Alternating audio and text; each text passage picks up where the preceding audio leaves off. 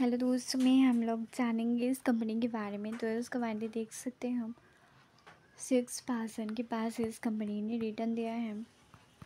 5 day के बारे में कहा जाए तो देख सकते हैं हम 11% रिटर्न। 1 महीने में भी देख सकते हैं हम 16% रिटर्न दिए हैं। 6 महीने के बारे में कहा जाए तो देख सकते हो 75% रिटर्न। 1 ईयर में भी देख सकते हैं हम 98% रिटर्न दिए हैं।